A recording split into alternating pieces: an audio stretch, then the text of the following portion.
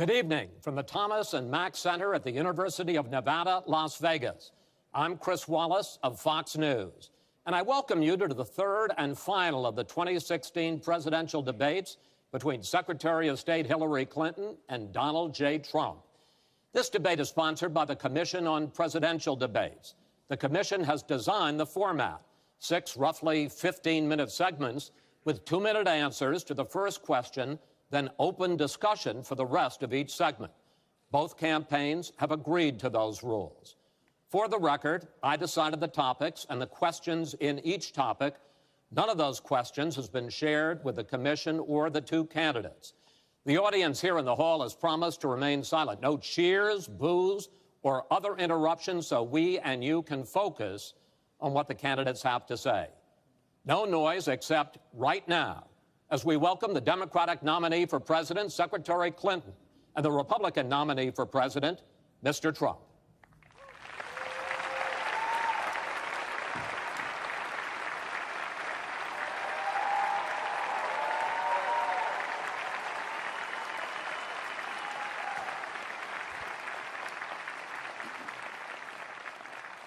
Secretary Clinton, Mr. Trump, welcome. Let's get right to it. The first topic is the Supreme Court.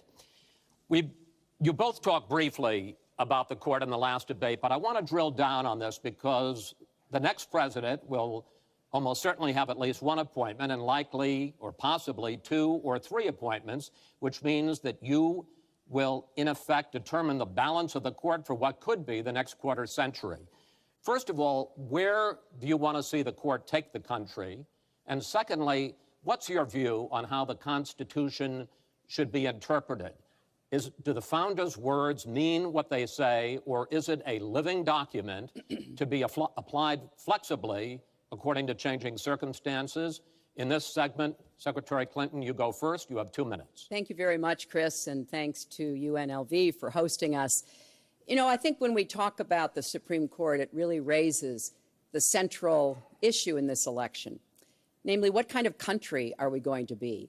What kind of opportunities will we provide for our citizens? What kind of rights will Americans have? And I feel strongly that the Supreme Court needs to stand on the side of the American people, not on the side of the powerful, corporations, and the wealthy.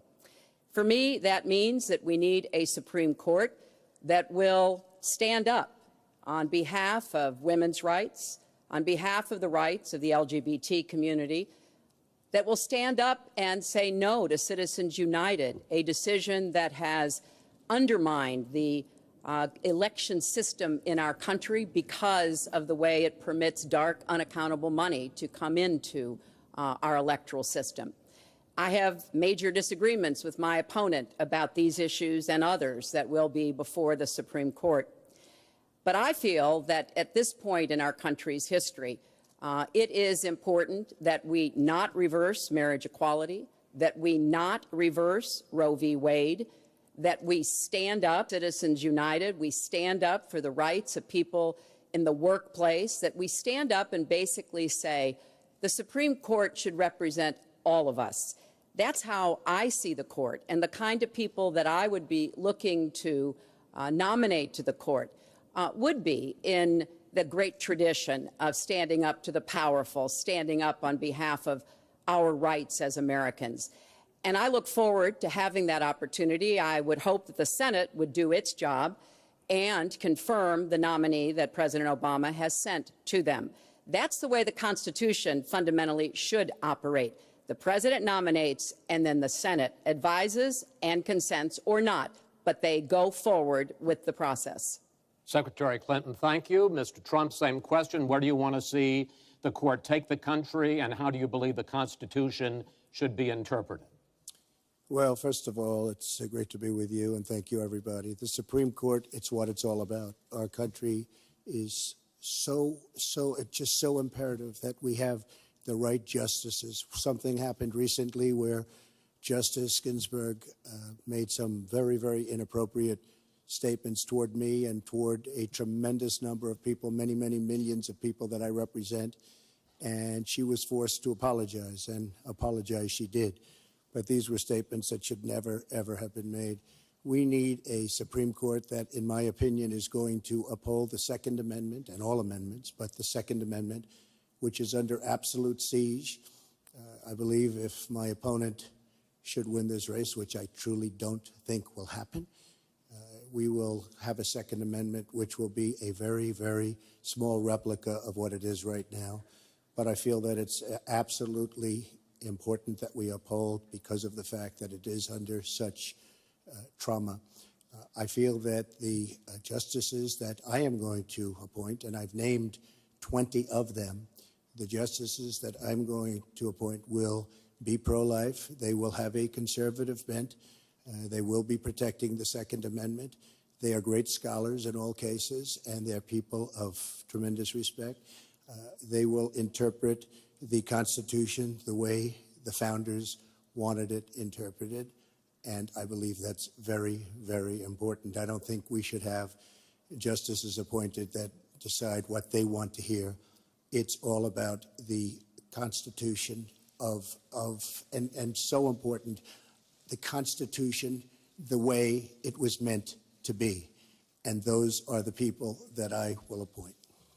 Mr. Trump, thank you. We now have about 10 minutes for an open discussion. I want to focus on two issues that, in fact, by the justices that you name, could end up changing the existing law of the land. First is one that you mentioned, Mr. Trump, and that is guns. Secretary Clinton, you said last year, and let me quote, "The Supreme Court is wrong on the Second Amendment." And now, in fact, in the 2008 Heller case, the court ruled that there is a constitutional right to bear arms, but a right that is reasonably limited. Those were the words of the judge, Antonin Scalia, who wrote the decision. What's wrong with that? Well, first of all, I support the Second Amendment. I lived in Arkansas for 18 wonderful years. I represented upstate New York. I understand and respect the tradition of gun ownership. It goes back to the founding of our country. But I also believe that there can be and must be reasonable regulation. Because I support the Second Amendment doesn't mean that I want people who shouldn't have guns to be able to threaten you, kill you or members of your family. And so when I think about what we need to do, we have 33,000 people a year who die from guns. I think we need comprehensive background checks, need to close the online loophole, close the gun show loophole. There's other matters that I think are sensible, that are the kind of reforms that would make a difference, that are not in any way conflicting with the Second Amendment. You mentioned the Heller decision, and what I was saying that you referenced, Chris, was that I disagreed with the way the court applied the Second Amendment in that case, because what the District of Columbia was trying to do was to protect toddlers from guns. And so they wanted people with guns to safely store them. And the court didn't accept that reasonable regulation, but they've accepted many. I see no conflict between saving people's lives and defending the Second Amendment. Let me bring Mr. Trump in here. The bipartisan open debate coalition got millions of votes on questions to ask here, and this was, in fact, one of the top questions that they got. How will you ensure the Second Amendment is protected? You just heard Secretary Clinton's answer. Does she persuade you that while you may disagree on regulation, that in fact she supports a Second Amendment right to bear arms? Well, the D.C. versus Heller decision was very strongly, and she was extremely angry about it. I watched. I mean, she was very, very angry when upheld. And Justice Scalia was so involved, and it was a well-crafted decision. But Hillary was extremely upset, extremely angry, and people that believe in the Second Amendment and believe in it very strongly were very upset with what she had to say. Well, let me bring in Secretary Clinton. Were you extremely upset? Well, I was upset because, unfortunately, dozens of toddlers injure themselves, even kill people with guns, because, unfortunately, not everyone who has loaded guns in their homes takes appropriate precautions. But there's no doubt that I respect the Second Amendment, that I also believe there's an individual right to bear arms. That is not in conflict with sensible common sense regulation. And, you know, look, I understand that Donald's been strongly supported by the NRA. The gun lobby's on his side. They're running millions of dollars of ads against me. And I regret that, because what I would like to see is for people to come together and say, of course, we're going to protect and defend the Second Amendment, but we're going to do it in a way that tries to save some of these 33,000 lives that we lose every year. Let me bring Mr. Trump back into that, because, in fact, you oppose any limits on assault weapons, any limits on high-capacity magazines. You support a national right-to-carry law. Why, sir? Well, let me just tell you, before we go any further, in Chicago, which has the toughest gun laws in the United States, probably you could say by far, they have more gun violence than any other city. So we have the toughest laws, and you have tremendous gun violence. I am a very strong supporter of the Second Amendment, and I don't know if Hillary was saying it in a sarcastic manner, but I'm very proud to have the endorsement of the NRA, and it's the earliest endorsement they've ever given to anybody who ran for president. So I'm very honored by all of that. We are going to appoint justices. This is the best way to help the Second Amendment. We are going to appoint justices that will feel very strongly about the Second Amendment, that will not do damage to the Second Amendment. Well, let's pick up on another issue which divides you and the justices that whoever ends up winning this election appoints could have a dramatic effect there, and that's the issue of abortion. Right. Mr. Trump, you're pro-life, but I want to ask you specifically, do you want the court, including the justices that you will name, to overturn Roe v. Wade, which includes, in fact, states a woman's right to abortion? Well, if that would happen, because I am pro-life and I will be appointing pro-life judges, I would think that that will go back to the individual states. But I'm asking you specifically, would you If they overturned it, it'll go back to the states. But what I'm asking you, sir, is do you want to see the court overturn? You just said you want to see the court protect the Second Amendment. Do you want to see the court overturn Roe v. Wade? Well, if we put another 2 or perhaps 3 justices on, that's really what's going to be, will happen. And that'll happen automatically, in my opinion, because I am putting pro-life justices on the court. I will say this, it will go back to the states, and the states will then make a determination.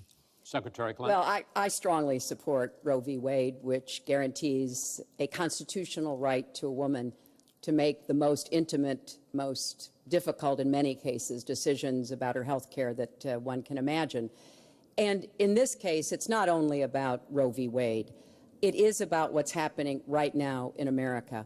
So many states are putting very stringent regulations on women that block them from exercising that choice, to the extent that they are defunding Planned Parenthood, which, of course, provides all kinds of cancer screenings and other benefits for women in our country.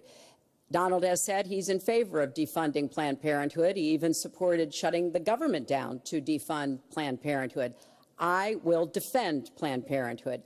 I will defend Roe v. Wade, and I will defend women's rights to make their own health care decisions. And we have come too far to have that turned back now. And indeed, he said women should be punished, that there should be some form of punishment for women who obtain abortions. And I could just not be more opposed to that kind of thinking. I'm going to give you a chance to respond, but I want to ask you, Secretary Clinton, I want to explore how far you believe the right to abortion goes. You have been quoted as saying that the fetus has no constitutional rights. You also voted against a ban on late-term partial birth abortions. Why? Because Roe v. Wade very clearly sets out that there can be regulations on abortion so long as the life and the health of the mother are taken into account. And when I voted as a senator, I did not think that that was the case. The kinds of cases that fall at the end of pregnancy are often the most heartbreaking, painful decisions for families to make. I have met with women who, toward the end of their pregnancy, get the worst news one could get, that their health is in jeopardy if they continue to carry to term, or that something terrible has happened or just been discovered about the. I do not think the United States government should be stepping in and making those most personal of decisions. So You can regulate if you are doing so with the life and the health of the mother taken into account. Mr. Trump, your reaction, and particularly on this issue of late-term partial birth Well, abortion. I think it's terrible. If you go with what Hillary is saying, in the 9th month, you can take the baby and rip the baby out of the womb of the mother just prior to the birth of the baby. Now, you can say that that's okay, and Hillary can say that that's okay, but it's not okay with me. Because based on what she's saying and based on where she's going and where she's been, you can take the baby and baby out of the womb in the 9th month on the final day. And that's not acceptable. Well, that is not what happens in these cases. And using that kind of scare rhetoric is just terribly unfortunate. You should meet with some of the women that I've met with, women I've known over the course of my life. This is one of the worst possible choices that any woman and her family has to make. And I do not believe the government should be making it. You know, I've had the great honor of traveling across the world on behalf of our country. I've been to countries where governments either forced women to have abortions like they used to do in China, or forced women to bear children like they used to do in Romania. And I can tell you the government has no business in the decisions that women make with their families in accordance with their faith, with medical advice, and I will stand up for that right. All right. But just briefly, I want to move on to another honestly, segment. Nobody has business doing what I just said, doing that as late as 1 or 2 or 3 or 4 days prior to birth. Nobody has that. All right. Let's move on to the subject of immigration. And there is almost no issue that separates the two of you more than the issue of immigration. Actually, there are a lot of issues that separate the two of you. Mr. Trump, you want to build a wall. Secretary Clinton, you have offered no specific plan for how you want to secure our southern border. Mr. Trump, you are calling for major deportations. Secretary Clinton, you say that within your first 100 days as president, you're going to offer a package that includes a pathway to citizenship. The question really is, why are you right and your opponent wrong? Mr. Trump, you go first in this segment. You have 2 minutes. Well, first of all, she wants to give amnesty, which is a disaster and very unfair to all of the people that are waiting in line for many, many years. We need strong borders. In the audience tonight, we have 4 mothers of, I mean, these are unbelievable people that I've gotten to know over a period of years whose children have been killed, brutally killed by people that came into the country illegally. You have thousands of mothers and fathers and relatives all over the country. They're coming in illegally. Drugs are pouring in through the border. We have no country if we have no border. Hillary wants to give amnesty. She wants to have open borders. The border secure, as you know, the Border Patrol agents, 16,500 plus ICE last week, endorsed me. First time they've ever endorsed a candidate. It means their job is tougher, but they know what's going on. They know it better than anybody. They want strong borders. They feel we have to have strong borders. I was up in New Hampshire the other day. The biggest complaint they have, it's with all of the problems going on in the world, many of the problems caused by Hillary Clinton and by Barack Obama, all of the problems, their single biggest problem is heroin that pours across our southern borders, just pouring and destroying their youth. It's poisoning the blood of their youth and plenty of other people. We have to have strong borders. We have to keep the drugs out of our country. Right now, we're getting the drugs, they're getting the cash. We need strong borders. We need we cannot give amnesty. Now, I want to build the wall. We need the wall. The Border Patrol, ICE, they all want the wall. We stop the drugs. We shore up the border. One of my first acts will be to get all of the drug lords, all of the bad ones. We have some bad, bad people in this country that have to go out. We're going to get them out. We're going to secure the border. And once the border is secured, at a later date, we'll make a determination as to the rest. But we have some bad hombres here, and we're going to get them out. Mr. Trump, thank you. Same question to you, Secretary Clinton. Basically, why are you right and Mr. Trump is wrong? Well, as he was talking, I was thinking about a young girl I met here in Las Vegas, Carla, who was very worried that her parents might be deported because she was born in this country, but they were not. They work hard. They do everything they can to give her a good life. And you're right. I don't want to rip families apart. I don't want to be sending parents away from children.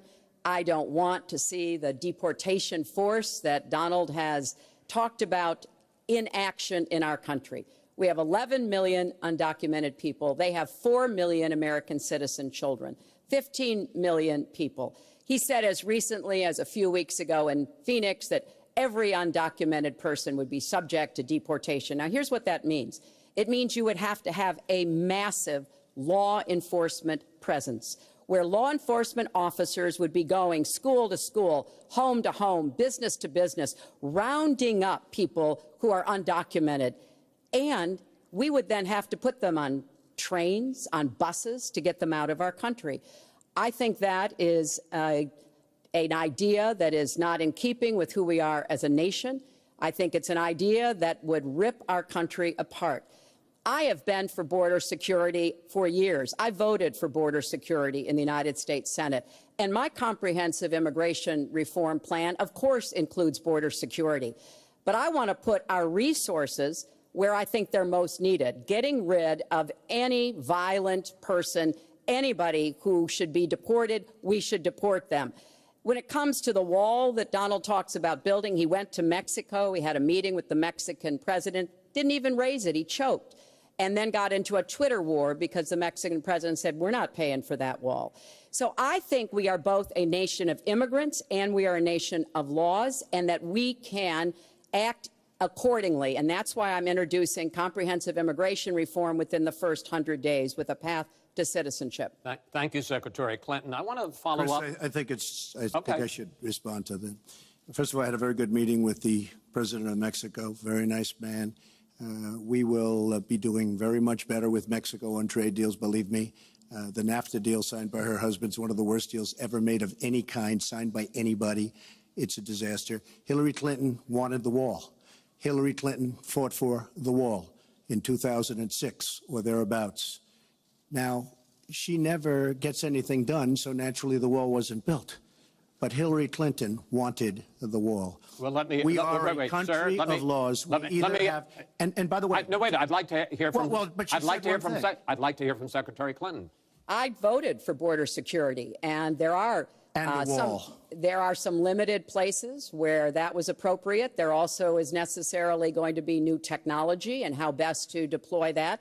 But it is clear when you look at what Donald has been proposing. He started his campaign bashing immigrants, calling Mexican immigrants rapists and criminals and drug dealers, that he has a very different view about what we should do to deal with immigrants. Now, what I am also arguing is that bringing undocumented immigrants out from the shadows, putting them into the formal economy will be good, because then employers can't exploit them, cut Americans' wages. And Donald knows a lot about this. He used undocumented labor to build the Trump Tower. He underpaid undocumented workers, and when they complained, he basically said what a lot of employers do. You complain, I'll get you deported.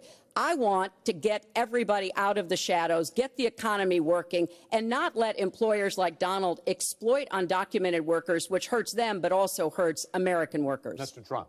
President Obama has moved millions of people out. Nobody knows about it. Nobody talks about it. But under Obama, millions of people have been moved out of this country. They've been deported.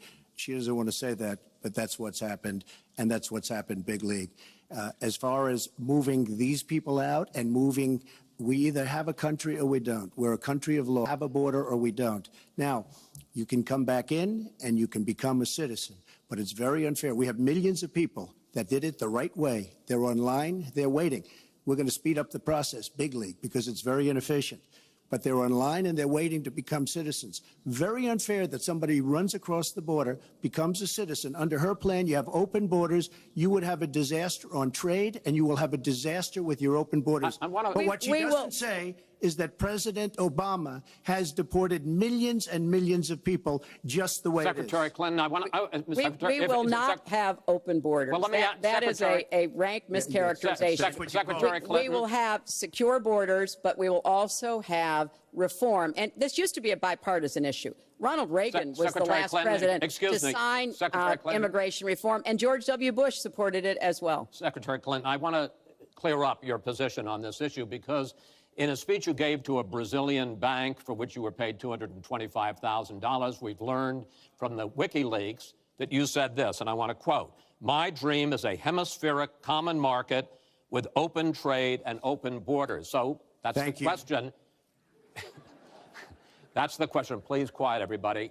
Is that your dream, open borders? Well, if you went on to read the rest of the sentence, I was talking about energy. You know, we trade more energy with our neighbors than we trade with the rest of the world combined. And I do want us to have an electric grid, an energy system that crosses borders.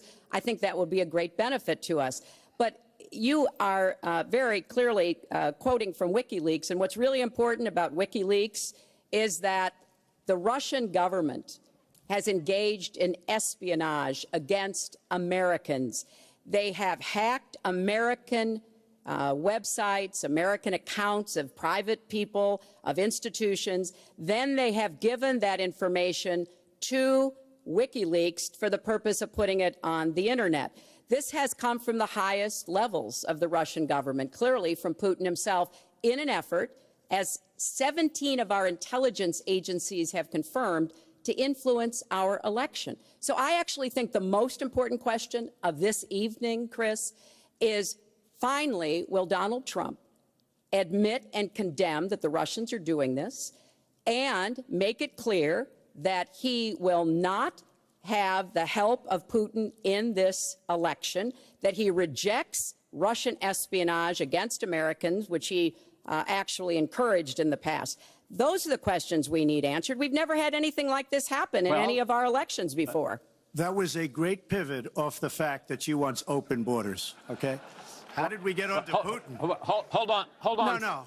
Wait. Hold on, folks, because this is going to end up getting out of control. Let's try to keep it quiet for the candidates and for the American people. So just to finish on the borders. Yes. She wants open borders. People are going to pour into our country. People are going to come in from Syria. She wants 550% more people than Barack Obama. And he has thousands and thousands of no idea where they come from. And you see, we are going to stop radical Islamic terrorism in this country. She won't even mention the words, and neither will President Obama.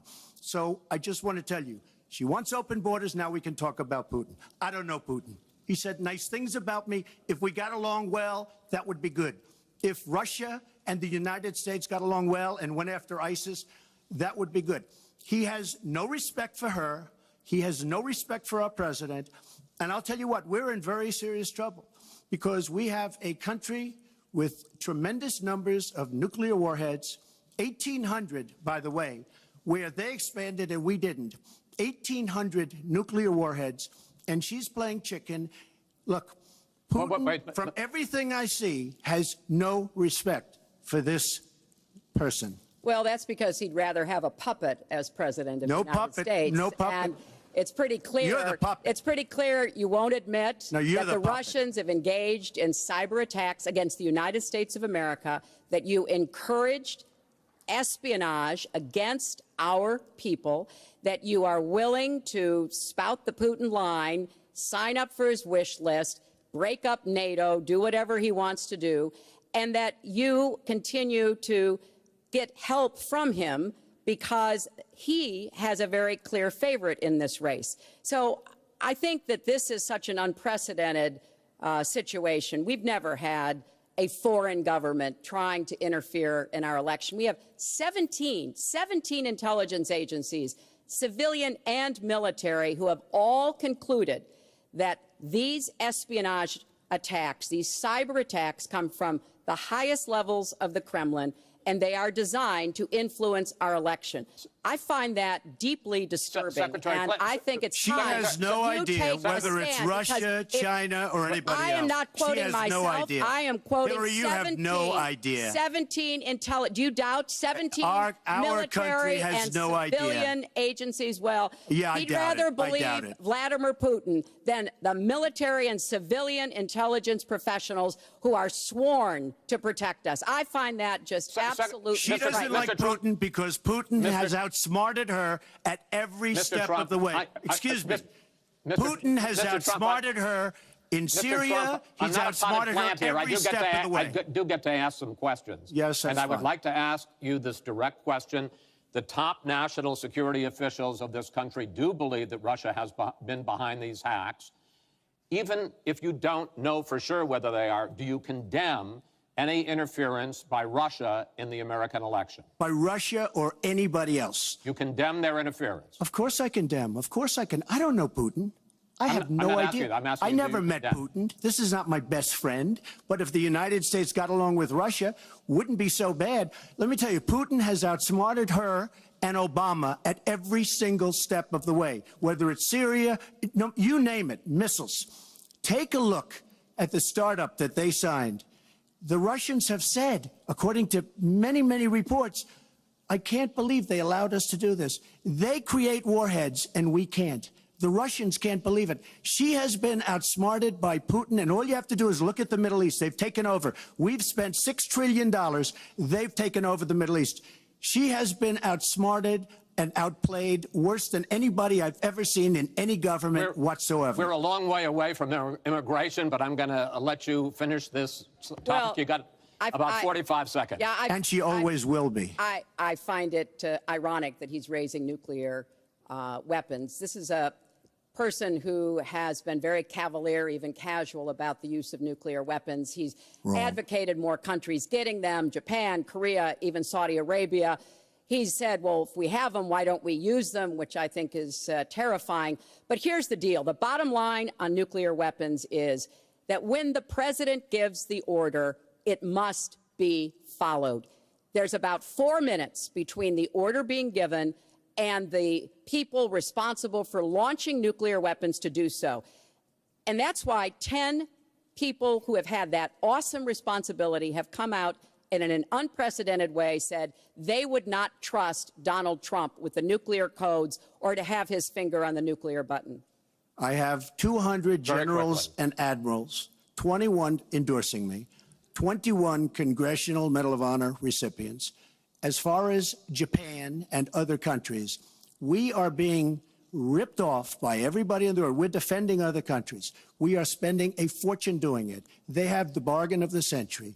All I said is we have to renegotiate these agreements because our country cannot afford to defend Saudi Arabia, Japan, Germany, South Korea, and many other places.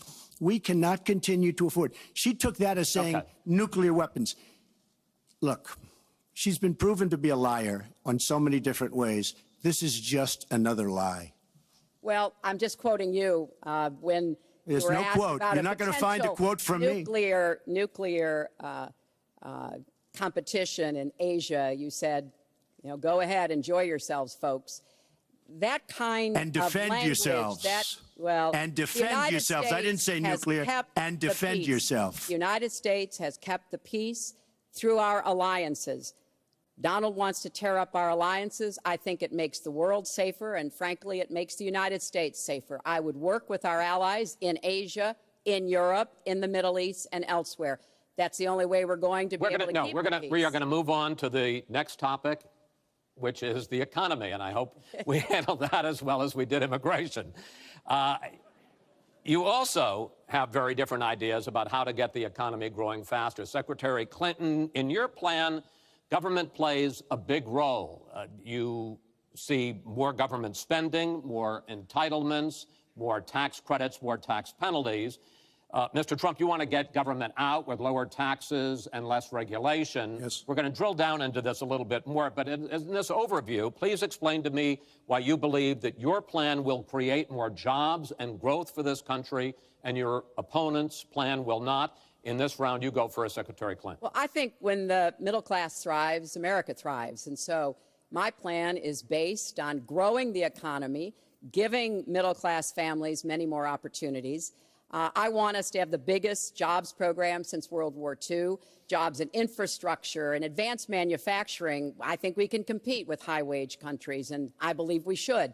New jobs in clean energy, not only to fight climate change, which is a serious problem, but to create new opportunities and new businesses. I want us to do more to help small business. That's where 2/3 of the new jobs are going to come from.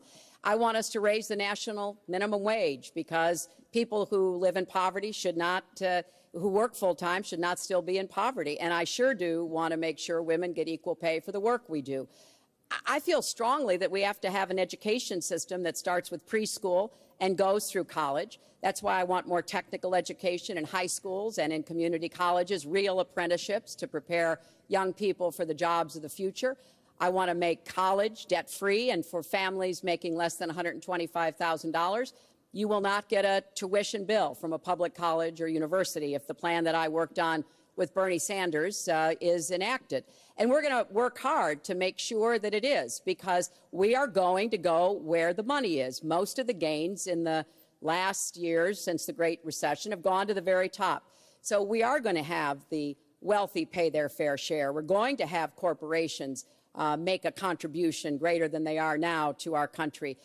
That is a plan that has been analyzed by independent experts, which said that it could produce 10 million new jobs. By contrast, Donald's plan has been analyzed to conclude it might lose 3.5 million jobs. Why? Because his whole plan is to cut taxes, to give the biggest tax breaks ever to the wealthy and to corporations, adding $20 trillion to our debt and causing the kind of dislocation that we have seen before, because it truly will be trickle-down economics on steroids. So the plan I have, I think, will actually produce greater opportunities. The plan he has will cost us jobs and possibly lead to another Great Recession. Secretary, thank you. Mr. Trump, why will your plan create more jobs and growth than Secretary Clinton? Well, first of all, before I start on my plan, her plan is going to raise taxes and even double your taxes. Her tax plan is a disaster. And she can say all she wants about college tuition, and I'm a big proponent. We're going to do a lot of things for college tuition, but the rest of the public's going to be paying for it. We will have a massive, massive tax increase under Hillary Clinton's plan. But I'd like to start off where we left, because when I said Japan and Germany, and I'm not to single them out, but South Korea, these are very rich, powerful countries. Saudi Arabia, nothing but money. We protect Saudi Arabia. Why aren't they paying? She immediately, when she heard this, I questioned it. And I questioned NATO. Why aren't the NATO questioned? Why aren't they paying? Because they weren't paying. Since I did this was a year ago, all of a sudden they're paying. And I've been given a lot of credit for it. All of a sudden they're starting to pay up. They have to pay up. We're protecting people. They have to pay up. And I'm a big fan of NATO, but they have to pay up. She comes out and said, we love our allies. We think our allies are great. Well, it's awfully hard to get them to pay up when you have somebody saying, we think how great they are. We have to tell Japan in a very nice way. We have to tell Germany, all of these countries, South Korea, we have to say, you have to help us out. We have, during his regime, during President Obama's regime, we've doubled our national debt. We're up to $20 trillion. So my plan, we're going to renegotiate trade deals. We're going to have a lot of free trade. We're going to have free trade, more free trade than we have right now. But we have horrible deals. Our jobs are being taken out by the deal that her husband signed, NAFTA, one of the worst deals ever. Our jobs are being sucked out of our economy. You look at all of the places that I just left. You go to Pennsylvania, you go to Ohio, you go to Florida, you go to any of them. You go upstate New York. Our jobs have fled to Mexico and other places. We're bringing our jobs back. I am going to renegotiate NAFTA. And if I can't make a great deal, then we're going to terminate NAFTA and we're going to create new deals. We're going to have trade, but we're going to terminate it. We're going to make a great trade deal. And if we can't, we're going to do it. We're going to go a separate way, because it has been a disaster. We are going to cut taxes massively. We're going to cut business taxes massively. They're going to start hiring people. We're going to bring the $2.5 trillion that's offshore back into the country. We are going to start the engine rolling again, because right now our country is dying at 1% GDP. Well, let me translate that if I can, Chris, because you can't. The fact is he's going to advocate for the largest tax cuts we've ever seen, 3 times more than the tax cuts under the Bush administration. I have said repeatedly throughout this campaign, I will not raise taxes on anyone making $250,000 or less. I also will not add a penny to the debt. I have costed out what I'm going to do. He will, through his massive tax cuts, add $20 trillion to the debt. Well, he mentioned the debt. We know how to get control of the debt. When my husband was president, we went from a $300 billion deficit to a $200 billion surplus, and we were actually on the path to eliminating the national debt. When President Obama came into office, he inherited the worst economic disaster since the Great Depression. He has cut the deficit by 2/3. So, yes, one of the ways you go after the debt, one of the ways you create jobs is by investing in people. So I do have investments in new jobs investments in education, skill training, and the opportunities for people to get ahead and stay ahead. The number of women during this campaign. Donald thinks belittling women makes him bigger. He goes after their dignity, their self-worth, and I don't think there is a woman anywhere who doesn't know what that feels like. So we now know what Donald thinks and what he says and how he acts toward women. That's who Donald is.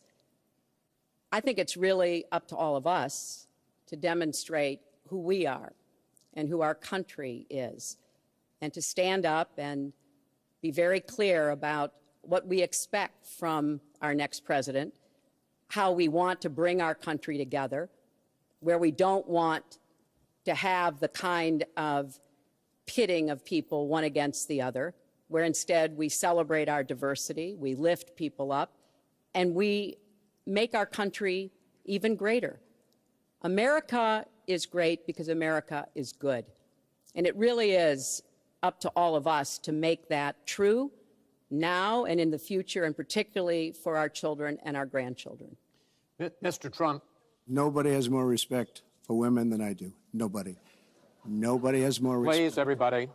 And frankly, those stories have been largely debunked. And I really want to just talk about something slightly different. She mentions this, which is all fiction, all fictionalized, probably or possibly started by her and her very sleazy campaign. But I will tell you, what isn't fictionalized are her emails, where she destroyed 33,000 emails criminally, after getting a subpoena from the United States Congress. What happened to the FBI? I don't know. We have a great general, four-star general, today, you read it in all the papers, going to potentially serve 5 years in jail for lying to the FBI. One lie. She's lied hundreds of times to the people, to Congress, and to the FBI. He's going to probably go to jail. This is a four-star general, and she gets away with it, and she can run for the presidency of the United States. That's really what you should be talking about, not fiction, where somebody wants fame or where they come out of her crooked campaign. Secretary Clinton. Well, every time Donald is pushed on something which is obviously uncomfortable, like what these women are saying, he immediately goes to denying responsibility. And it's not just about women. He never apologizes or says he's sorry for anything. So we know what he has said and what he's done to women. But he also went after a disabled reporter, mocked and mimicked him on national television. He went after Mr. and Mrs. Khan, the parents of a young man who died serving our country, a Gold Star family because of their religion. He went after John McCain, a prisoner of war, said he prefers people who aren't captured.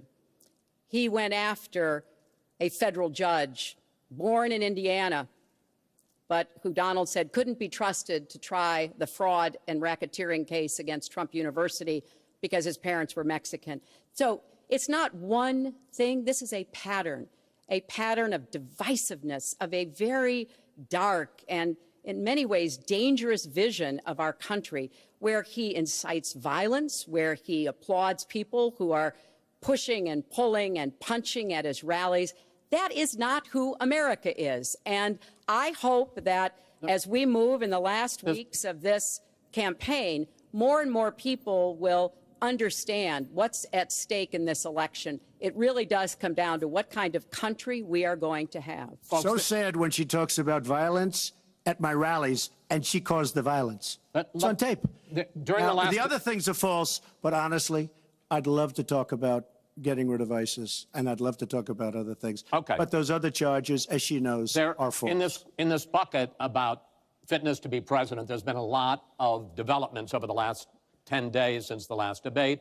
I'd like to ask you about them. These are questions that the American people have. Secretary Clinton, during your 2009 Senate confirmation hearing, you promised to avoid even the appearance of a conflict of interest with your dealing with the Clinton Foundation while you were Secretary of State, but emails show that donors got special access to you. Those seeking grants for Haiti relief were considered separately from non-donors, and some of those donors got government contracts, taxpayer money. Can you really say that you kept your pledge to that Senate committee? And why isn't what happened and what went on between you and the Clinton Foundation, why isn't it what Mr. Trump calls pay to play? Well, everything I did as Secretary of State was in furtherance of our country's interests and our values. The State Department has said that. I think that's been proven. But I am happy. In fact, I'm thrilled to talk about the Clinton Foundation because it is a world-renowned charity, and I am so proud of the work that it does. You know, I could talk for the rest of the debate. I know I don't have the time to do that. But just briefly, the Clinton Foundation made it possible for 11 million people around the world with HIV/AIDS to afford treatment, and that's about half of all the people in the world who are getting treatment.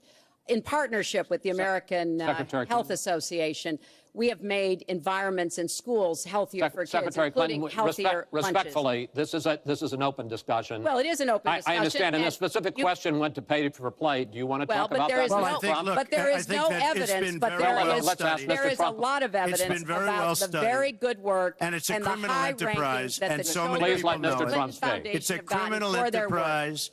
Saudi Arabia giving $25 million, Qatar, all of these countries. You talk about women and women's rights. So these are people that push gays off buildings. These are people that kill women and treat women horribly, and yet you take their money. So I'd like to ask you right now, why don't you give back the money that you've taken from certain countries that treat certain groups of people so horribly? Why don't you give back the money? I think it would be a great gesture, because she takes a tremendous amount of money, and you take a look at the people of Haiti. I was at a little Haiti the other day in Florida, and I want to tell you, they hate the Clintons, because what's happened in Haiti with the Clinton Foundation is a disgrace.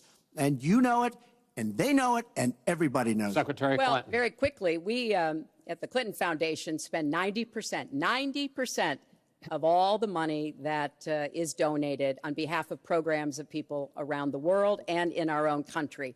I'm very proud of that. We have the highest rating from the watchdogs that follow foundations, and I'd be happy to compare what we do with the Trump Foundation, which took money from other people and bought a 6-foot portrait of Donald. I mean, who does that? It just was astonishing. But when it comes to Haiti, Haiti is the poorest country in our hemisphere. The earthquake and the hurricanes, it has devastated Haiti. Bill and I have been involved in trying to help Haiti for many years. The Clinton Foundation raised $30 million to help Haiti after the catastrophic earthquake and all of the terrible problems the people there had. We've done things to help small businesses, agriculture, and so much else. And we're going to keep working to help Haiti because it's an important part of the American They don't want you to help them anymore. I'd like to mention one thing. Trump Foundation, small foundation. People contribute. I contribute. The money goes 100% goes to different charities, including a lot of military. I don't get anything. I don't buy boats. I don't buy planes. What happens is the money goes out. Wasn't some of the money used to settle your lawsuit, sir? No, it was. We put up the American flag, and that's it. They put up the American flag. We fought for the right in Palm Beach to put up the American flag. There was a penalty that was imposed by Palm Beach County, and the money came from your foundation. And by the way, the money yourself, went to Fisher House, where they build houses. The money that you're talking about went to Fisher House, where they build houses for veterans and disabled. I want to get into one last... But of course, there's no way we can know whether any of that is true because he hasn't released his tax returns. He is the first candidate ever to run for president in the last 40-plus years who has not released his tax returns. So everything he says about charity or anything else, we can't prove it. You can look at our tax returns. We've got them all out there. But what is really troubling is that we learned in the last debate he has not paid a penny in federal income tax. And we were talking about immigrants a few minutes ago, Chris. You know, half of all immigrants, undocumented immigrants in our country, actually pay federal income tax. So We have undocumented immigrants in America who are paying more federal income tax than a billionaire. I find that let me just tell you very astonishing. Simply, we're entitled, because of the laws that people like her pass, to take massive amounts of depreciation and other charges, and we do it. And all of her donors, just about all of them, I know Buffett took hundreds of millions of dollars, George Soros, took hundreds of millions of dollars. Let me just explain. All of her donors, most of her donors have done the same thing as I do. Okay. And you know what she should have done? Folks, we heard and this. You know, Hillary, what you should have done? You should have changed the law when you were a United States Senator. If you don't like it, because your donors and your special interests are doing the same thing as I do, except even more so. Well, you should have changed the law, but you won't change the law because you take in so much money. I mean, I sat in my apartment today on a very beautiful hotel down the street, known as Trump. Made with Chinese steel. But I will tell you, I sat there watching ad after ad after ad, false ad, all paid for by your friends on Wall Street that gave so much money because they know you're going to protect them. And frankly, you should have changed the laws. If you don't like what I did, you should have changed the laws. Mr. Trump, I want to ask you about one last question in this topic. You have been warning at rallies recently that this election is rigged and that Hillary Clinton is in the process of trying to steal it from you.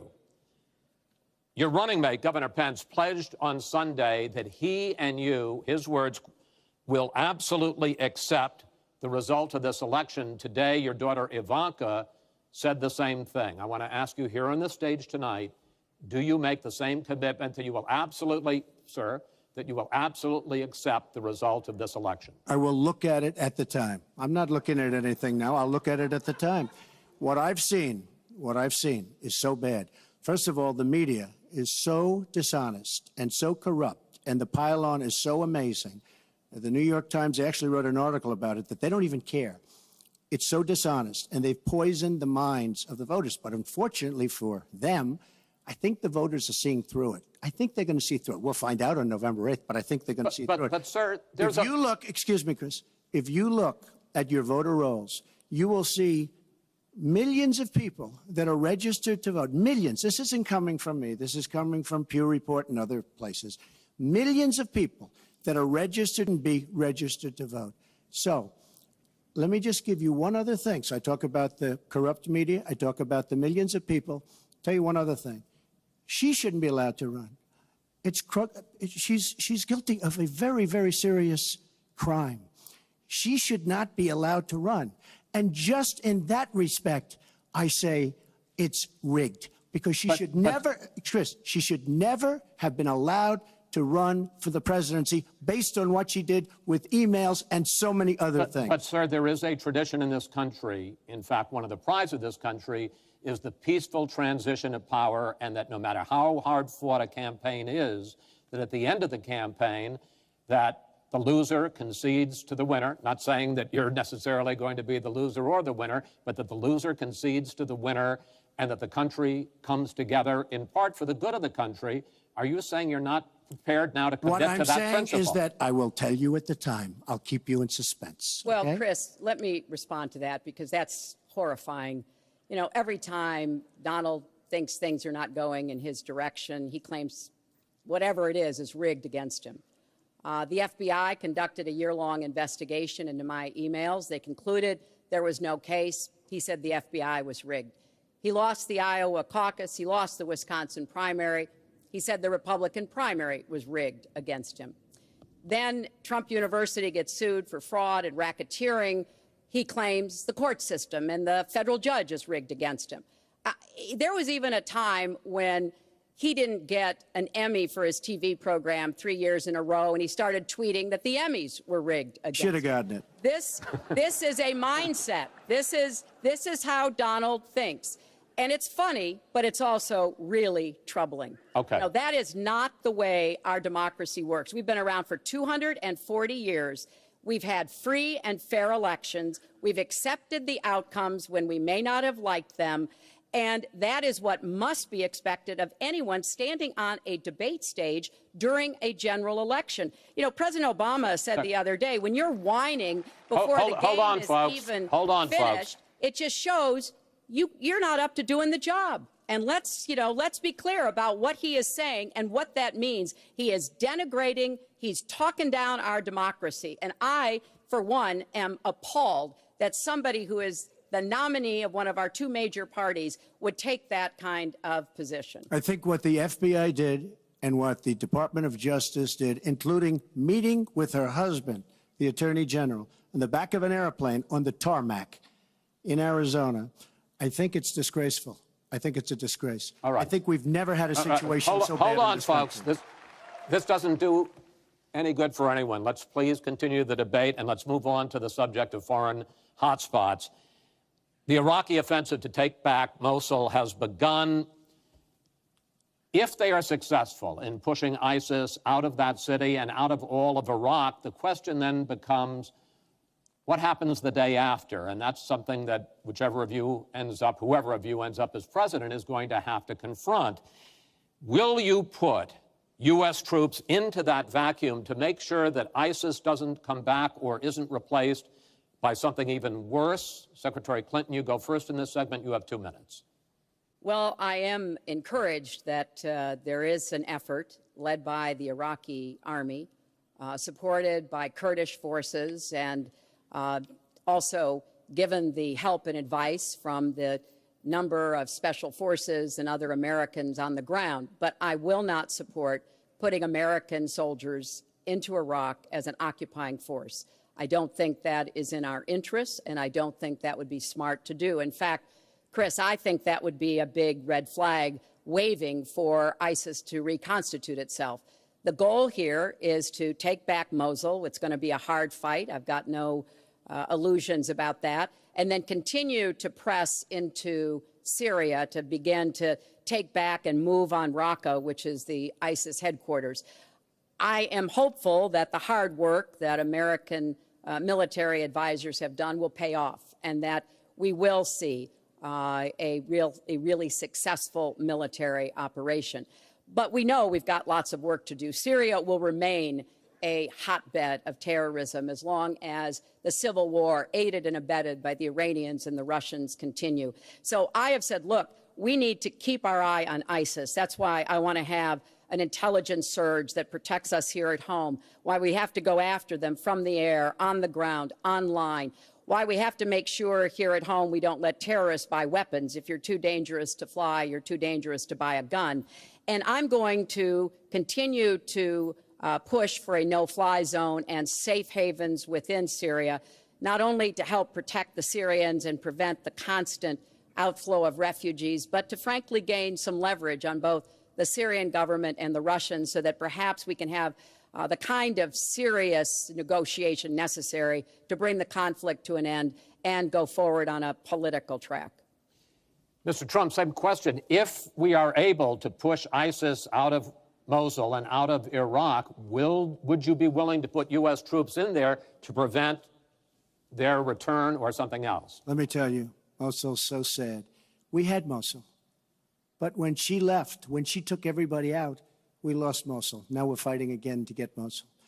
The problem with Mosul and what they wanted to do is they wanted to get the leaders of ISIS who they felt were in Mosul. About 3 months ago, I started reading that they want to get the leaders and they're going to attack Mosul. Whatever happened to the element of surprise? Okay? We announced we're going after Mosul. I've been reading about going after Mosul now for about, how long is it, Hillary? 3 months? These people have all left. They've all left. The element of surprise. Douglas MacArthur, George Patton, spinning in their graves when they see the stupidity of our country. So we're now fighting for Mosul that we had. All she had to do is stay there. Now we're going in to get it. But you know who the big winner in Mosul is going to be after we eventually get it? And the only reason they did it is because she's running for the office of president. And they want to look tough. They want to look good. He violated the red line in the sand, and he made so many mistakes, made all mistakes. That's why we have the great migration. But she wanted to look good for the election, so they're going in. But who's going to get Mosul, really? We'll take Mosul eventually. By the way, if you look at what's happening, much tougher than they thought. Much, much tougher, much more dangerous, going to be more deaths than they thought. But the leaders that we wanted to get are all gone because they're smart. They say, what do we need this for? So Mosul is going to be a wonderful thing, and Iran should write us a letter of thank you, just like the really stupid, the stupidest deal of all time, a deal that's going to give Iran absolutely nuclear weapons. Iran should write us yet another letter saying thank you very much, because Iran, as I said many years ago, Iran is taking over Iraq, something they've wanted to do forever, but we've made it so easy for them. So we're now going to take Mosul, and you know who's going to be the beneficiary? Iran. Boy, are they making, I mean, they are outsmarting. Look, you're not there, you might decision, but you were there when you took everybody out of Mosul and out of Iraq. You shouldn't have been in Iraq, but you did vote for it. You shouldn't have been in Iraq, but once you were in Iraq, you should have never left the way. The point is, the big winner is going to be Iran. Well, you know, once again, Donald is implying that he didn't support the invasion of Iraq. I said it was a mistake. I've said that years ago. He has consistently denied what is a very clear fact, that before the invasion, he supported it. And, you know, I just want everybody to go Google it. Google Donald Trump, Iraq, and you will see the dozens of sources which verify that he was for the invasion of Iraq. And you can actually hear the audio of him saying that. Now, why does that matter? Well, it matters because he has not told the truth about that position. I guess he believes it makes him look better now to contrast with me because I did vote for it. But what's really important here is to understand all the interplay. Mosul is a Sunni city. Mosul is on the border of Syria. And yes, we do need to go after Baghdadi, and just like we went after bin Laden while you were doing Celebrity Apprentice, and we brought him to justice. We need to go after the leadership, but we need to get rid of them, get rid of their fighters. They're estimated several thousand fighters in Mosul. They've been digging underground. They've been prepared to defend. It's going to be tough fighting, but I think we can take back Mosul, and then we can move on into Syria and take back Raqqa. This is what we have to do. I'm just amazed that he seems to think that the Iraqi government and our allies and everybody else launched the attack on Mosul to help me in this election. But that's how Donald thinks, you know. He always is looking for some Chris, we don't gain anything. He has all these Iran is taking over Iraq. Secretary Clinton. Iran is taking over Iraq. We don't gain Secretary Clinton. We would have gained if they did it by surprise. Wait. Secretary Clinton, it's an open discussion. Secretary. We would have gained if they did it by surprise. Secretary, please let Mr. Trump speak. He's unfit, and he proves it every time he talks. You are the one that's unfit. You know, WikiLeaks just actually came out. John Podesta said some horrible things about you, and boy, was he right. He said some beauties. And, you know, Bernie Sanders, he said you have bad judgment. You do. And if you think that going into Mosul, after we let the world know we're going in, and all of the people that we really wanted, the leaders, they're all gone. If you think that was good, then you do. Now, John Podesta said you have terrible instincts. Bernie Sanders said you have bad judgment. I agree with both. Well, you should ask Bernie Sanders who he's supporting for president, and he has said, which is as a big he has mistake. Campaigned for me around the country, you are the most dangerous person to run for president in the modern history of America. I think he's right. Let's turn to Aleppo. Mr. Trump, in the last debate, you were both asked about the situation in the Syrian city of Aleppo, and I want to follow up on that because you said several things in that debate which were not true, sir. You said that Aleppo has basically fallen. In fact, there are... It's a catastrophe. It is a catastrophe, but there are a quarter... Have you seen it? Have you seen it? Sir, have you seen what's happened to Aleppo? If I might finish my question... Okay, so it hasn't fallen. Take a look at it. Well, there are 250,000 people still living there and being slaughtered. That's right. You also and they are being slaughtered because of bad decisions. If I may just finish here. And you also said that that Syria and Russia are busy fighting ISIS. In fact, they have been the ones who've been bombing and shelling eastern Aleppo, and they just announced a humanitarian pause, in effect admitting that they have been bombing and shelling Aleppo. Would you like to clear that up, sir? Well, Aleppo is a disaster. It's a humanitarian nightmare, but it has fallen from any standpoint. I mean, what do you need, a signed document? Take a look at Aleppo. It is so sad when you see what's happened. And a lot of this is because of Hillary Clinton. Because what's happened is by fighting Assad, who turned out to be a lot tougher than she thought, and now she's going to say, oh, he loves Assad. He's just much tougher and much smarter than her and Obama. And everyone thought he was gone 2 years ago, 3 years ago. He aligned with Russia. He now also aligned with Iran, who we made very powerful. We gave them $150 billion back. We give them $1.7 billion in cash. I mean cash, bundles of cash as big as this stage. We gave them $1.7 billion. Now, they have aligned. He has aligned with Russia and with Iran. They don't want ISIS, but they have other things because we're backing rebels. We don't know who the rebels are. We're giving them lots of money, lots of everything. We don't know who the rebels are. And when and if, and it's not going to happen because you have Russia and you have Iran now, but if they ever did overthrow Assad, you might end up with as bad as Assad is, and he's a bad guy. But you may very well end up with worse than Assad. If she did nothing, we'd be in much better shape. And this is what's caused the Great Migration, where she's taken in tens of thousands of Syrian refugees who probably, who are definitely, in many cases, ISIS aligned. And we now have them in our country. And wait till you see, this is going to be the great Trojan horse. And wait till you see what happens in the coming years. Lots of luck, Hillary. Thanks a lot for doing a great job. Secretary Clinton, you have talked about, and in the last debate and again today, that you would impose a no-fly zone to try to protect the people of Aleppo and to stop the killing there. President Obama has refused to do that because he fears it's going to draw us closer or deeper into the conflict. And General Joseph Dunford, the chairman of the Joint Chiefs of Staff, says, you impose a no-fly zone, chances are you're going to get into a war, his words, with Syria and Russia. So the question I have is, if you impose a no-fly zone, first of all, how do you respond to their concerns? Secondly, if you impose a no-fly zone and a Russian plane violates that, does President Clinton shoot that plane down? Well, Chris, first of all, I think a no-fly zone could save lives and could hasten the end of the conflict. I am well aware of the really legitimate concerns that you have expressed from both the president and the general. This would not be done just on the first day. This would take a lot of negotiation. It would also take making it clear to the Russians and the Syrians that our purpose here was to provide safe zones on the ground. We've had millions of people leave Syria, and those millions of people inside Syria who've been dislocated. So I think we could strike a deal and make it very clear to the Russians and the Syrians that this was something that we believe was in the best interests of the people on the ground in Syria. It would help us with our fight against ISIS.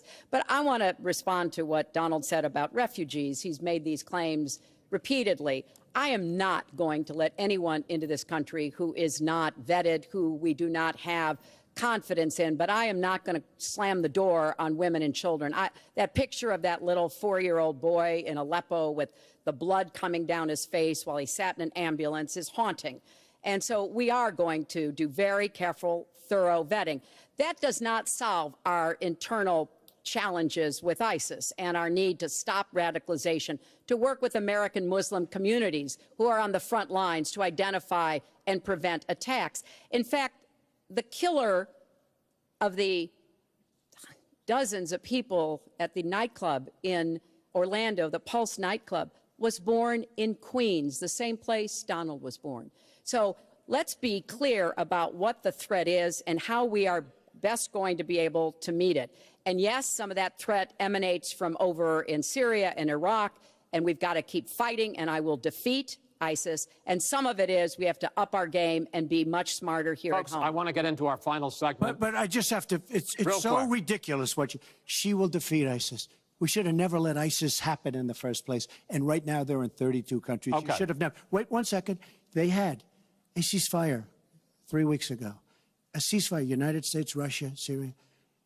And during the ceasefire, Russia took over vast swatches of land. And then they said, we don't want the ceasefire anymore.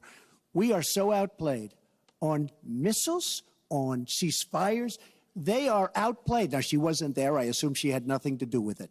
But our country is so outplayed by Putin and Assad and by the way, and by Iran.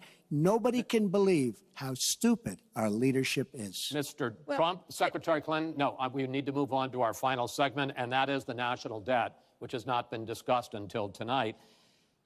Our national debt as a share of the economy, our GDP, is now 77%. That's the highest since just after World War II. But the nonpartisan Committee for a Responsible Federal Budget says, Secretary Clinton, under your plan, debt would rise to 86% of GDP over the next 10 years. Mr. Trump, under your plan, they say it would rise to 105% of GDP over the next 10 years. Question is, why are both of you ignoring this problem? Mr. Trump, you go first. Well, I say they're wrong because I'm going to create tremendous jobs. And we're bringing GDP from really 1%, which is what it is now. And if she got in, it'll be less than zero. But we're bringing it from 1% up to 4%. And I actually think we can go higher than 4%. I think you can go to 5 or 6%. And if we do, you don't have to bother asking your question because we have a tremendous machine. We will have created a tremendous economic machine once again. To do that, we're taking back jobs. We're not going to let our companies be raided by other countries where we lose all our jobs. We don't make our product anymore. It's very sad. But I'm going to create the kind of a country that we were from the standpoint of industry. We used to be there. We've given it up. We've become very, very sloppy. We've had people that are political hacks making the biggest deals in the world, bigger than companies. You take these big companies, these trade deals are far bigger than these companies. And yet we don't use our great leaders, many of whom back me and many of whom back Hillary, I must say. But we don't use those people. Those are the people, these are the greatest negotiators in the world. We have the greatest business people in the world. We have to use them to negotiate our trade deals. We use political hacks. We use people that get the position because they made a campaign contribution. And they're dealing with China and people that are very much smarter than they are. So we have to use our great people. But with that being said, we will create an economic machine, the likes of which we haven't seen in many decades. And people, Chris, will again go back to work, and they'll make a lot of money, and we'll have companies that will grow and expand and start from new. Secretary Clinton. Well, first, when I hear Donald talk like that and know that his slogan is "Make America Great Again," I wonder when he thought America was great. And before he rushes and says, you know, before you and President Obama were there, I think it's important to recognize that he has been criticizing our government for decades. You know, back in 1987, he took out a $100,000 ad in the New York Times during the time when President Reagan was president and basically said exactly what he just said now, that we were the laughing stock of the world. He was criticizing President Reagan. This is the way Donald thinks about himself, puts himself into, you know, the middle and says, you know, I alone can fix it, as he said on the convention stage. But if you look at the debt, which is the issue you asked about, Chris, I pay for everything I'm proposing. I do not add a penny to the national debt. I take that very seriously because I do think it's one of the issues we've got to come to grips with. So when I talk about how we're going to pay for education, how we're going to invest in infrastructure, how we're going to get the cost of prescription drugs down, and a lot of the other issues that people talk to me about all the time, I've made it very clear we are going where the money is. We are going to ask the wealthy and corporations to pay their fair share. And there is no evidence whatsoever that that will slow down or diminish our growth. In fact, I think just the opposite. We'll have what economists call middle-out growth. We've got to get back to rebuilding the middle class, the families of America. That's where growth will come from. That's why I want to invest in you. I want to invest in your family. And I think that's the smartest way to grow the economy, to make the economy fairer. And we just have a big disagreement about this. It may be because of our experiences. You know, he started off with his dad as a millionaire. I started off with my dad as a small businessman. We've heard this before. I think it's, you know, it's a difference that affects how we see the world and what we want to do with the economy. Time. Thank you, Hillary. Could I just respond? Well, no. Because sir, I did we're running out of disagree with time. Ronald Reagan very strongly on trade. I disagreed with him. We should have been much tougher on trade even then. I've been waiting for years. Nobody does it right. And frankly, now we're going to do it right. All right. The one last area I want to get into with you in this debate is the fact that the biggest driver of our debt is entitlements, which is 60% of all federal spending. Now, the Committee for Responsible Federal Budget has looked at both of your plans, and they say neither of you has a serious plan that is going to solve the fact that Medicare is going to run out of money in the 2020s, Social Security is going to run out of money in the 2030s, and at that time, recipients are going to take huge cuts in their benefits. So, in effect, the final question I want to ask you in this regard is, and let me start with you, Mr. Trump, would President Trump make a deal to save Medicare and Social Security that included both tax increases and benefit cuts, in effect, a grand bargain on entitlements? I'm cutting taxes. We're going to grow the economy. It's going to grow at a record rate. But that's not going to help on entitlements. It's going to totally help you. And one thing we have to do, repeal and replace the disaster known as Obamacare. It's destroying our country. It's destroying our businesses, our small business, and our big businesses. We have to repeal and replace Obamacare. You take a look at the kind of numbers that will cost us in the year 17. It is a disaster if we don't repeal and replace. Now, it's probably going to die of its own weight, but Obamacare has to go. The premiums are going up 60, 70, 80%. Next year, they're going to go up over 100%. And I'm really glad that the premiums have started. At least the people see what's happening, because she wants to keep Obamacare and she wants to make it even worse. And it can't get any worse. Bad health care at the most expensive price. We have to repeal and replace Obamacare. And Secretary Clinton, same question, because at this point, Social Security and Medicare are going to run out. The trust funds are going to run out of money. Will you, as president, will you consider a grand bargain, a deal that includes both tax increases and benefit cuts to try to save both programs? Well, Chris, I am on record as saying that we need to put more money into the Social Security Trust Fund. That's part of my commitment to raise taxes on the wealthy. My Social Security payroll contribution will go up, as will Donald's, assuming he can't figure out how to get out of it. But what we want to do is to replenish the Social Security Trust Fund by making sure that we have sufficient resources. And that will come from either raising the cap and or finding other ways to get more money into it. I will not cut benefits. I want to enhance benefits for low-income workers and for women who have been disadvantaged by the current Social Security system. But what Donald is proposing with these massive tax cuts will result in a $20 trillion additional national debt. That will have dire consequences for Social Security and Medicare.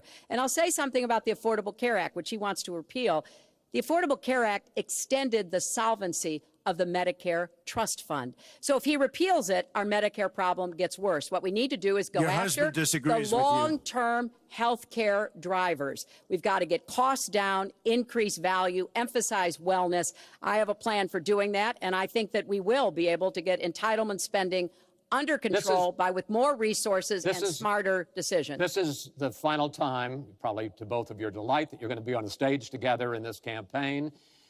I would like to end it on a positive note. You had not agreed to closing statements, but it seems to me in a funny way that might make it more interesting because you haven't prepared closing statements. So I'd like you each to take it. We're going to put a clock up, a minute, as the final question in the final debate to tell the American people why they should elect you to be the next president. This is another new mini segment. Secretary Clinton, it's your turn to go first. Well, I would like to say to everyone watching tonight that I'm reaching out to all Americans, Democrats, Republicans, and independents, because we need everybody to help make our country what it should be, to grow the economy, to make it fairer, to make it work for everyone. We need your talents, your skills, your commitment, your energy, your ambition. You know, I've been privileged to see the presidency up close, and I know the awesome responsibility of protecting our country and the incredible opportunity of working to try to make life better for all of you. I have made the cause of children and families really my life's work. That's what my mission will be in the presidency. I will stand up for families against powerful interests, against corporations. I will do everything that I can to make sure that you have good jobs with rising incomes, that your kids have good educations from preschool through college. I hope you will give me a chance to serve as your president. Secretary Clinton, thank you. Mr. Trump? She's raising the money from the people she wants to control. Doesn't work that way. But when I started this campaign, I started it very strongly. It's called Make America Great Again. We're going to make America great. We have a depleted military. It has to be helped, has to be fixed. We have the greatest people on earth in our military. We don't take care of our veterans. We take care of illegal immigrants, people that come into the country illegally, better than we take care of our vets. That can't happen. Our policemen and women are disrespected. We need law and order, but we need justice too. Our inner cities are a disaster. You get shot walking to the store. They have no education. They have no jobs. I will do more for African Americans and Latinos than she can ever do in 10 lifetimes. All she's done is talk to the African Americans and to the Latinos. But they get the vote, and then they come back. They say, we'll see you in 4 years. We are going to make America strong again, and we are going to make America great again, and it has to start now. We cannot take 4 more years of Barack Obama, and that's what you get when you get her. Thank you both. Secretary Clinton, hold on just a moment, folks. Secretary Clinton, Mr. Trump, I want to thank you both for participating in all 3 of these debates. That brings to an end this year's debate sponsored by the Commission on Presidential Debates. We want to thank the University of Nevada, Las Vegas, and its students for having us. Now the decision is up to you. While millions have already voted, Election Day, November 8th, is just 20 days away. One thing everyone here can agree on: we hope you will go vote. It is one of the honors and obligations of living in this great country. Thank you, and good night.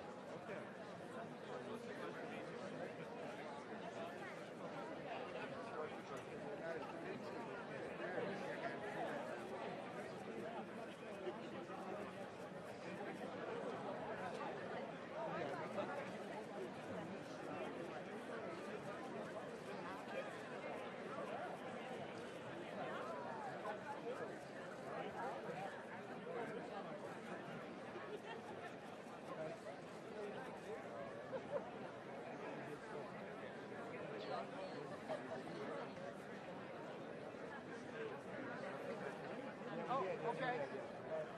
Great.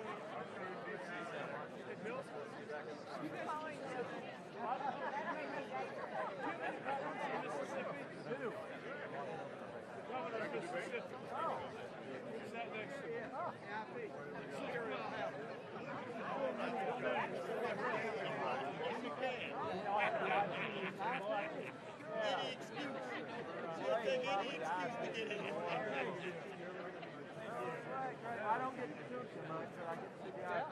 Yeah, it's a great every other week. That's good.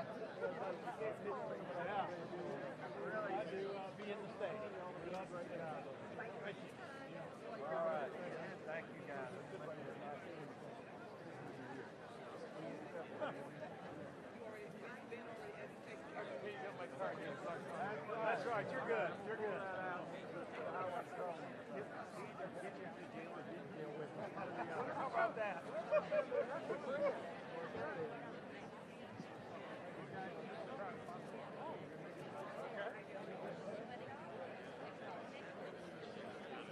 Okay, thank you. Bye, guys. Good to see you. Tom? See you Monday.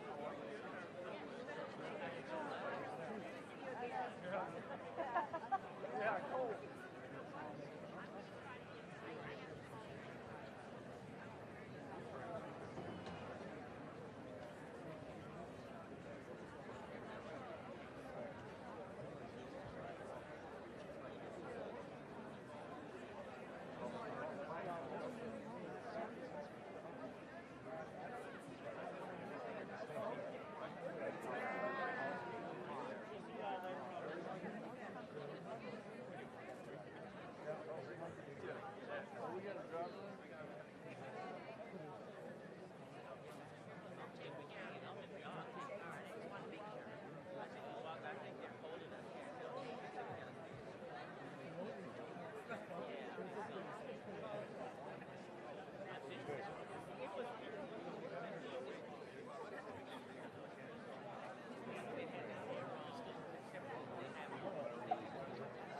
You know what I mean?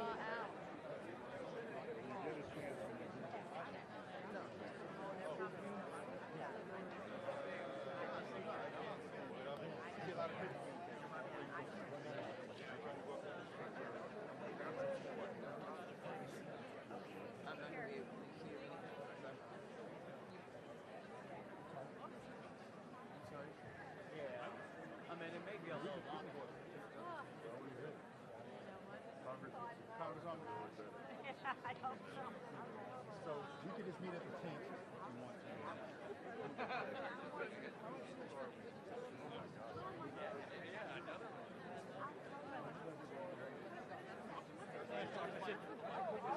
One more time? No. Oh, I only want it. Oh, I know. You want to go up?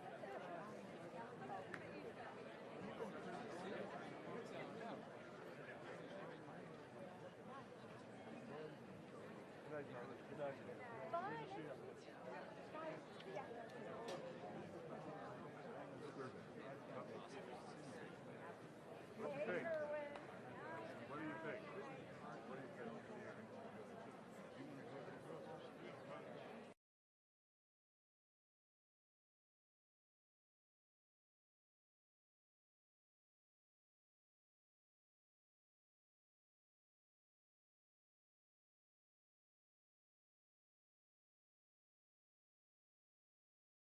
Let him know. Let him know.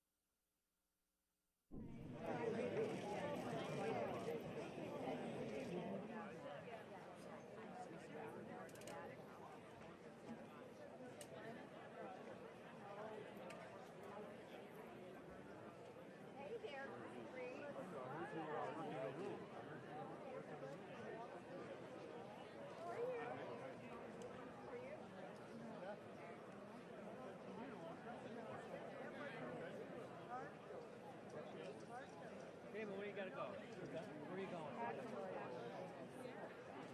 Best way to get back to the Power Center. I did find the envelope finally. It dropped it. I'm so sorry. Excuse me. Sorry. You both do that.